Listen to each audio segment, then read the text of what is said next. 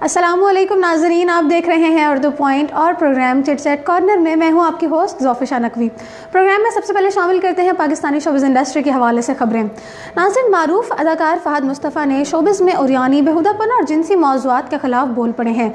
फ़हद मुस्तफ़ा ने आजकल टेलीविज़न पर दिखाए जाने वाली उरियानी के ख़िलाफ़ लबकुशाई करते हुए ट्विटर पर इंडस्ट्री के हवाले से सच्चाई बयान करते हुए कहा कि उरियानी और बेहुदा ज़बान के मुतालिक कोई भी बात करना किसी भी मौज़ूआत में शुमार नहीं होता। उनका कहना था कि ये इजहार की आज़ादी नहीं है।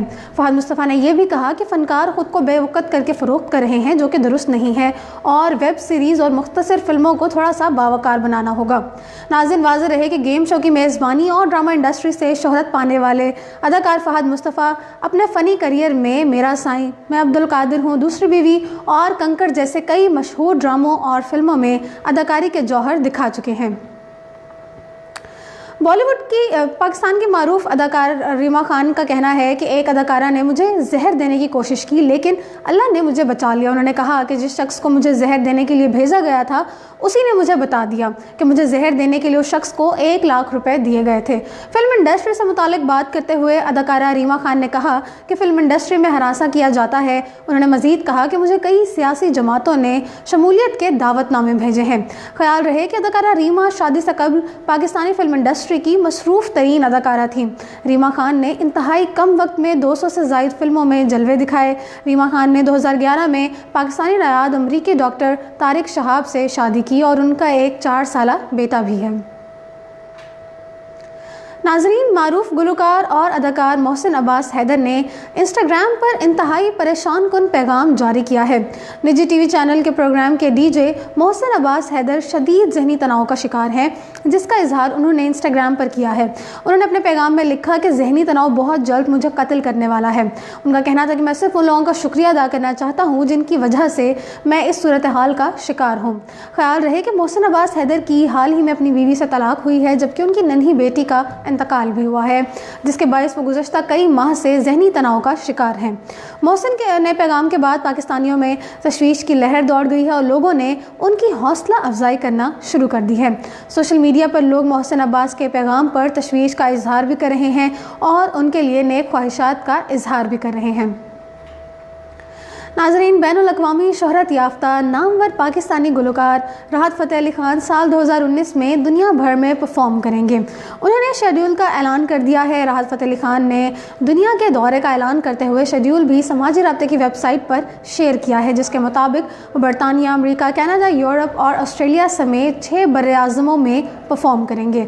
कवालियाँ और आरिफाना कलाम पेश करने वाले गुलकार ने ऐलान किया है कि मद्दाह इस दौरे के दौरान हर प्रोग्राम में बॉलीवुड के मशहूर गाने, कवालियाँ और अनप्लग वर्जन का लुत्फ़ उठा सकेंगे।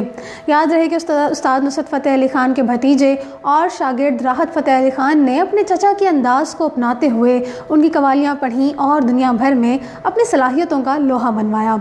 बादशाह उन्हें बॉलीवुड फिल्मों में गाने गाने का भी मौका मिला, जिसका उन्होंने भरपूर फ़ायदा उठाया और यही वजह है कि भारत की तकरीबन हर दूसरी फिल्म में उनकी आवाज़ में गाना शामिल होता है। अब ज़रा रुख करते हैं बॉलीवुड का। बॉलीवुड के छोटे नवाब सैफ अली ख़ान की बेटी सारा अली ख़ान ने गुज़श्ता बरस करण जौहर के शो में कहा था कि अगर उनसे शादी करने की मर्ज़ी पूछी जाए तो वो रणबीर कपूर से शादी करेंगी। हाँ दोस्तों, वो कार्तिक आर्यन से, हाँ दोस्ती, लेकिन वो कार्तिक आर्यन से करेंगी। अब सारा ने नया बयान देकर चंद साल कबल होने वाली चहमगोइयों को सच साबित कर दिखाया है।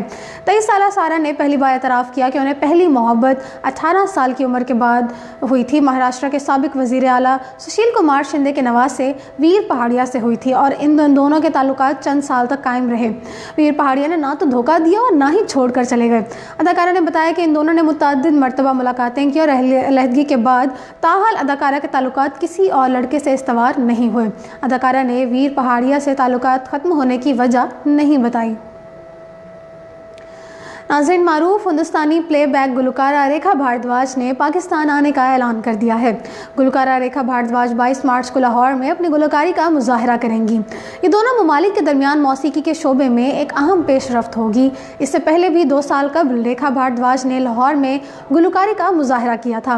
हिंदुस्तानी प्लेबैक गुलकारा रेखा भारद्वाज ने गुलकारी के साथ मुख्तलिफ ड्रामों, फिल्मों में भी काम किया है। और बहुत से पाकिस्तानी मौसीकार जैसे कि आतिफ असलम, शराज उपल और राहत फ़तेह अली खान के साथ भी काम किया है। इसके अलावा गुलकारा रेखा भारद्वाज ने 2 मरतबा फिल्म फेयर अवार्ड्स भी जीता है। नाज़रीन, इंतहा पसंद हिंदुओं ने बॉलीवुड के फिल्म स्टार्स आमिर खान, नसीरुद्दीन शाह और साबिक भारतीय क्रिकेटर नवजोत सिंह सिद्धू को गद्दार करार दे दिया। तफसीलात के मुताबिक भारत की इंतहा पसंद तंजीम RSS के रहनुमा ने मौक़िफ़ अपनाया है कि आमिर खान, नसीरुद्दीन शाह और नवजोत सिंह सिद्धू ने भारत का नाम डुबोया। हिंदू इंतहा पसंद तंजीम RSS के रुकन इंद्रेश कुमार ने तीनों शख्सियात के खिलाफ जहर उगलते हुए उन्हें गद्दार और वतन दुश्मन करार दिया है।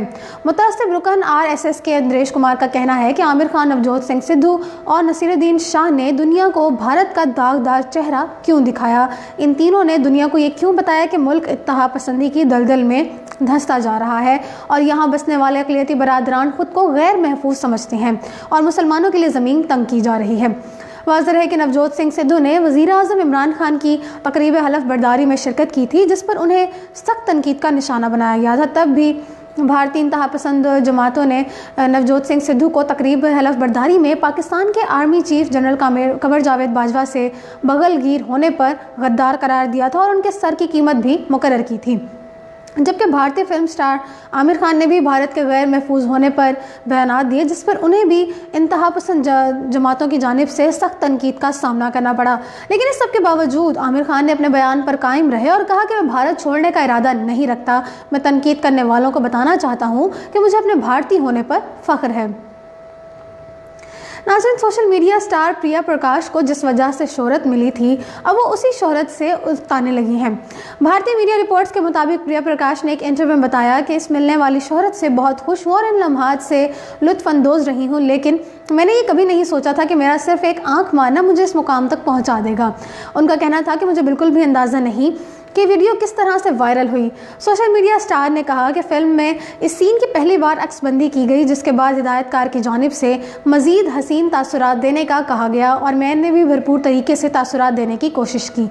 उनका कहना था, लेकिन इसके बावजूद जो हुआ इस पर मुझे हैरत है कि लोगों ने इस सीन में क्या देखा जो कि मेरी इतनी तारीफ़ की गई।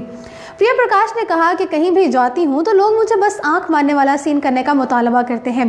दर हकीकत मैं इनके ख्वाहिशों पर खफा नहीं हूँ, लेकिन उकताहट ज़रूर महसूस करती हूँ। और जहाँ तक उनका कहना था कि मुझे याद है कि मैं अब तक 200 से ज़ायद मरतबा आंख मार चुकी हूँ।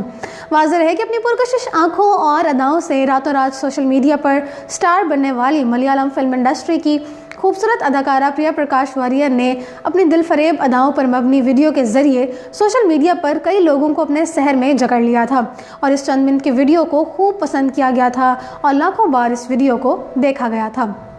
तो जी नाजरीन, इसी के साथ प्रोग्राम चिट चैट कॉर्नर पहुँचता है अपने ख़िताम को। मुझे दीजिए इजाज़त और देखते रहिए उर्दू पॉइंट।